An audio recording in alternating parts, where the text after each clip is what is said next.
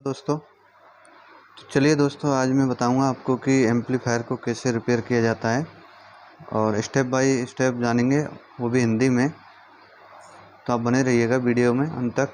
और यदि आप नए हैं चैनल पर तो चैनल को सब्सक्राइब कीजिएगा, लाइक कीजिएगा एंड शेयर कीजिएगा। तो ये है दोस्तों, हमारे पास में एक एम्पलीफायर है जो बोस का है, ठीक है। बोस कंपनी का है SA 300, यानी 300 वाट का ये एम्पलीफायर है।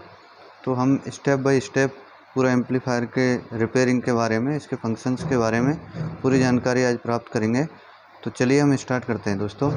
तो सबसे पहले हम देखेंगे कि इसकी वर्किंग किस तरीके से होती है और कैसे। तो ये हमारा जो एम्पलीफायर है वो 300 वाट का है, आप यहाँ देख सकते हैं, ठीक है। तो 300 वाट का एम्पलीफायर है, तो हमको मैक्सिमम जो है लोड उसके हिसाब से देना है, ठीक है। तो आप 200-250 वाट तक आप लोड दे सकते हैं।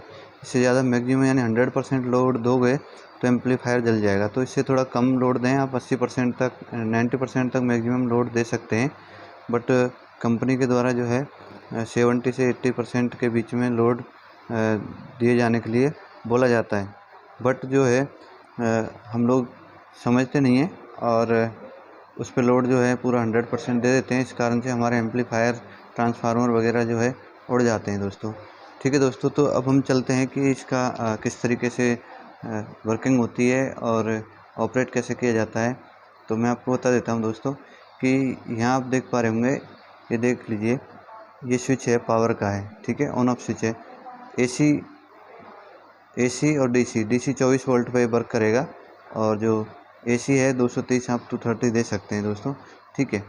यदि आप ये ऑन कर रहे हो और आपकी LED नहीं जलती है, इसका मतलब है कि इसका इनपुट में प्रॉब्लम है, यानी कि ऑन नहीं हो पा रहा है। तो ऑन नहीं होने का रीज़न है कि इसका या तो ये स्विच ख़राब है, ठीक है दोस्तों, या फिर पावर सप्लाई नहीं आ रही है। तो स्टेप बाय स्टेप देखते हैं। तो आप ये स्विच चेक कर लीजिए कि स्विच में यदि फॉल्ट है तो आपकी LED जो है ऑन नहीं होगी। जब LED ये ऑन होती है तो समझ लो कि आपकी पावर सप्लाई आ रही है। बाकी के फॉल्ट जो है वो स्टेप बाय स्टेप देखते हैं। दूसरी चीज़ है कि यदि ये LED है ये ओवरलोड की है, तो ओवरलोड की LED है, इसका मतलब है कि जब, जैसे मैंने बताया कि यदि ये 300 वाट से ऊपर यदि आपका लोड जाता है तो ये LED जो है ग्लो करेगी। ये ओवरलोड की LED है, ये तभी ग्लो करेगी। तो यदि एम्पलीफायर ओवरलोड हो रहा है तो इसका मतलब है कि उसका करंट या वोल्टेज जो है बहुत ज़्यादा हो गया है, ठीक है।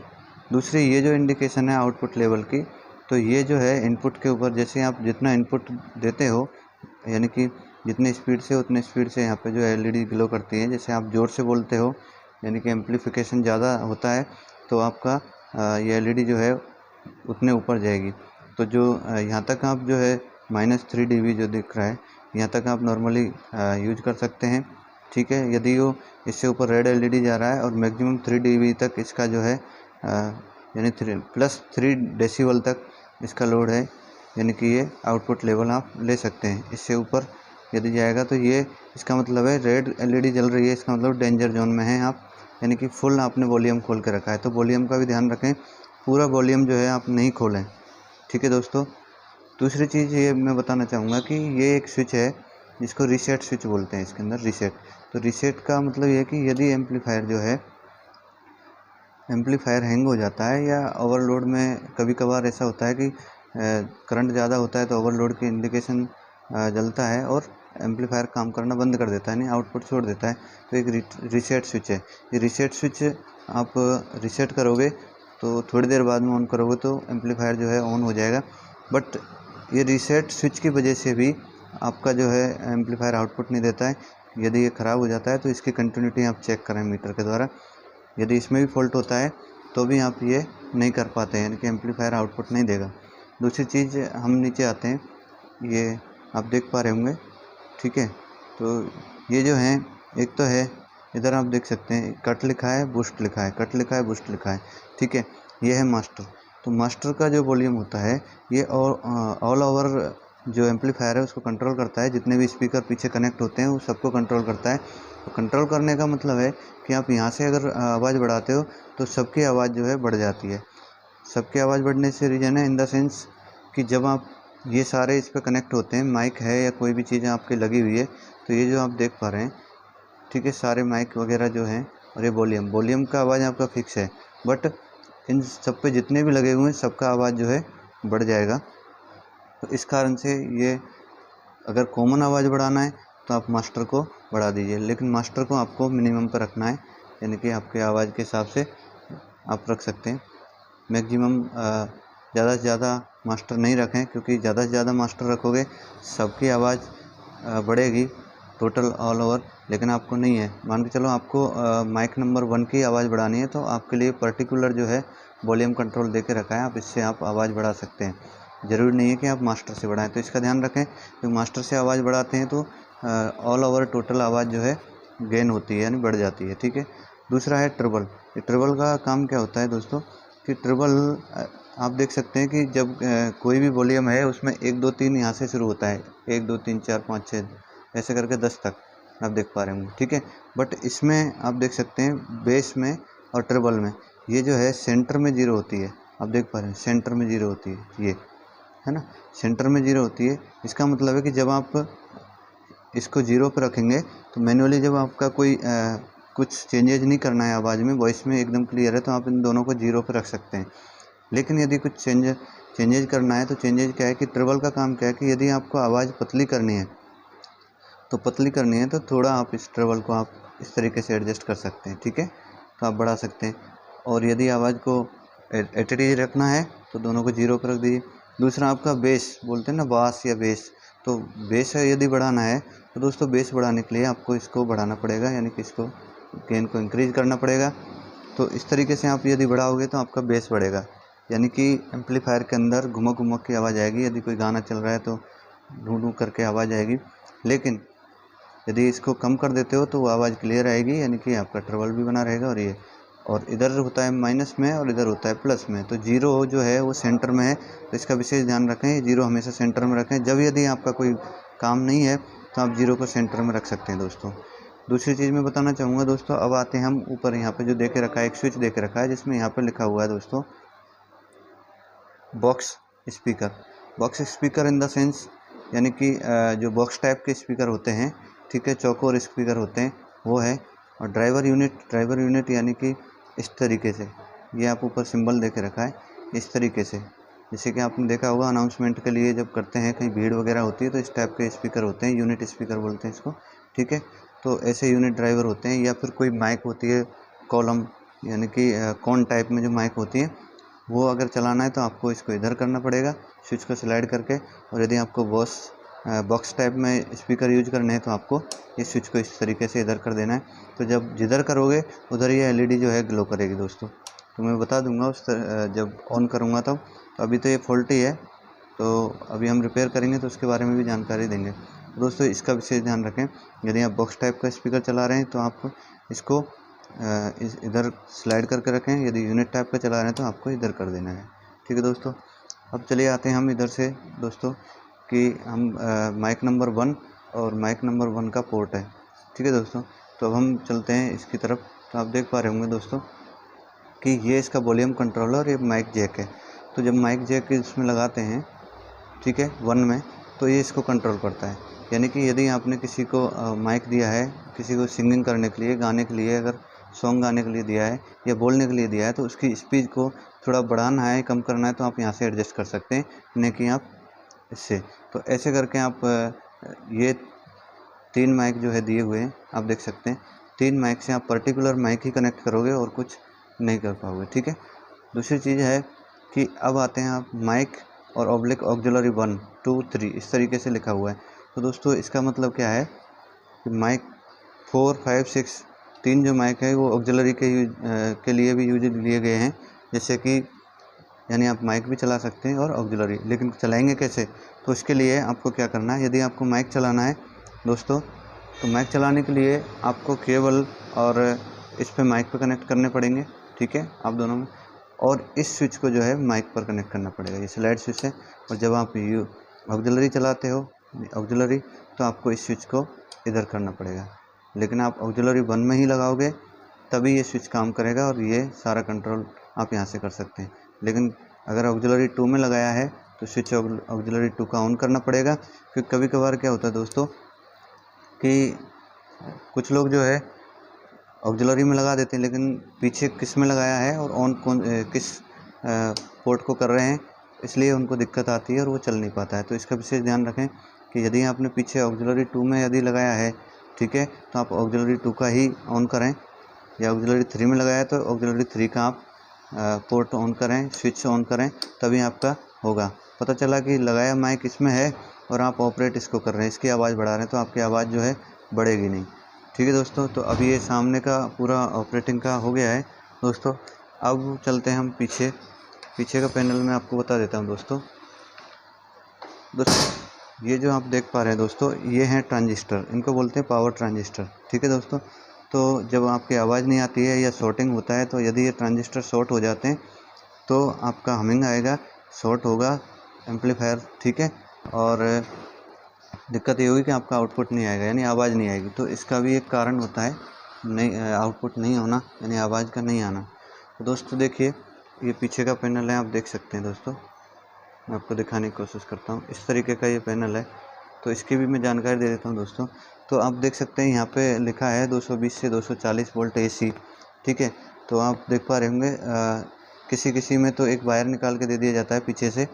ठीक है, तो लेकिन इसमें जो है UPS टाइप का एक कनेक्टर दिया हुआ है। ठीक है, 3 पिन का आप देख पा रहे होंगे, ये 3 पिन कनेक्टर दिया हुआ है। तो ये जो कनेक्टर है, यहाँ से आप वो इन करोगे, इन करने के बाद में और यहाँ से सप्लाई दोगे। दूसरी चीज़ ये है कि यदि आपकी सप्लाई ऑन नहीं हो रहा है, यानी कि एम्पलीफायर ऑन नहीं हो रहा है, तो इसका रीज़न एक और हो सकता है दोस्तों। वो क्या हो सकता है कि आप जो ये फ्यूज़ देख रहे हैं, ठीक है, ये जो फ्यूज़ है आप देख पा रहे होंगे, ये फ्यूज़ 460 BA। ठीक है, तो ये जो फ्यूज़ है, ये फ्यूज़ 4 एम्पियर का हो सकता है, 4-5। ठीक है, तो यदि AC के लिए यूज़ किया है तो इतना ही काफ़ी है, क्योंकि AC का इतना ज़्यादा लोड नहीं होता है, DC पे ज़्यादा होता है। ठीक है दोस्तों, इस पर लिखा भी होता है इसकी रेटिंग, तो मैं आपको बताने की कोशिश करता हूँ, ये देख सकते हैं। ठीक है, तो चलिए, तो यदि आप फ्यूज उड़ा हुआ है, आपको ऑन नहीं हो रहा है, तो आपको विशेषकर ये है कि प्राथमिकता ये है फर्स्ट कि आप इस पर ये फ्यूज चेक करें। ठीक है दोस्तों, उसके बाद में आता है कि ये DC, यदि आप ये एम्पलीफायर जो है DC पे ऑपरेट कर रहे हैं, DC volt in the sense कि आप बैटरी पे चला रहे हैं, चार्जर पे चला रहे हैं, बैटरी चार्जर वगैरह, तो DC पे आप चलाएंगे, क्योंकि आपको 12 वोल्ट की 2 बैटरी की आवश्यकता होगी, 24 वोल्ट पे ऑपरेट होगा। ठीक है, और साथ में ये है कि आप अगर कंटिन्यू चला रहे हैं एम्पलीफायर को, तो ध्यान रखें कि चार्ज करने के लिए एक चार्जर की भी आवश्यकता हो सकती है, तो आप चार्जर का भी ध्यान रखें, उनको रखें। दूसरी चीज़ ये है कि दोस्तों, जब आप मैंने बताया था कि कौन टाइप के, यानी कि कौन टाइप इन द सेंस कि माइक जो होते हैं, स्पीकर जो होते हैं कौन टाइप के, उनको चलाने के लिए आप इस पर वोल्टेज पे एडजस्ट कर सकते हैं, या कॉलन टाइप होते हैं तो उनको भी आप वोल्टेज पे एडजस्ट कर सकते हैं। तो इसके लिए आपको वोल्टेज मैचिंग करानी होगी, उसमें आपको कॉमन 70 और 100 पे आपको कनेक्ट करने होंगे स्पीकर। उसके बाद में आप यदि आप बॉक्स टाइप स्पीकर चला रहे हैं तो उसमें आता है तो यदि आप बॉक्स टाइप स्पीकर चलाते हैं तो आपको कॉमन 4 ओम और 8 ओम इन दोनों पे कनेक्ट करना होगा। अब इसको देखना ये होगा कि आप जो स्पीकर यूज कर रहे हैं दोस्तों, उस पर कितने ओम है। यदि आप एक स्पीकर यूज करते हैं तो आपको अगर 8 ओम है तो 8 ओम पे लगाइए, 4 ओम लिखा है तो 4 ओम पे लगाइए। लेकिन यदि आप 2 स्पीकर यूज कर रहे हैं तो आपको रेजिस्टेंस के नियम के अनुसार आपको ये निकालना पड़ेगा। ठीक है, कि आपको कितना है। यदि आप 8 ओम के 2 स्पीकर यूज करते हैं तो आपको 4 ओम पे कॉमन और 4 ओम पे लगाना पड़ेगा। इस तरीके से आप निकाल के कर दें। और विशेषकर ये ध्यान रखें कि ये अर्थिंग ज़रूर करना है आपको, क्योंकि कभी भी कोई भी लाइट प्रोटेक्शन हो सकता है। ठीक है, तो अर्थ का विशेष ध्यान रखें दोस्तों। ठीक है, ये लाइन इन लाइन आउट, इसके लिए भी यदि आप किसी दूसरे लाइन इन करके लाइन आउट करना चाहते हैं तो आप यहाँ से कर सकते हैं। दूसरा है प्री आउट, यहाँ से प्री आउट कर सकते हैं। और देखिए, ऑक्सिलरी के लिए आपको 3 पोर्ट जो दिए हुए हैं, उसमें आपको एक तो दिया हुआ है ये माइक टाइप का पोर्ट दिए हैं ऑक्सिलरी 1 और 2 में, और दूसरा जो है ये LCD CD वगैरह जो भी है वो इन करना है तो यहाँ से कर सकते हैं आप। ठीक है दोस्तों, LED LCD वगैरह जो चलाते हैं उसका पोर्ट भी इसमें दिया हुआ है दोस्तों। ठीक है दोस्तों, अब मैं आपको बताता हूँ दोस्तों कि इसका अंदर का पैनल, तो अंदर का पैनल क्या है। तो दोस्तों आप देख पा रहे होंगे, ये जो है ये इसका इनर पार्ट है। तो अंदर के पार्ट में मैं आपको बताना चाहूँगा कि आप जो देख रहे थे सामने इधर, ये है आपका जो कंट्रोल और ऑडियो जो इन है, यानी कि ये आपका इनर पार्ट है।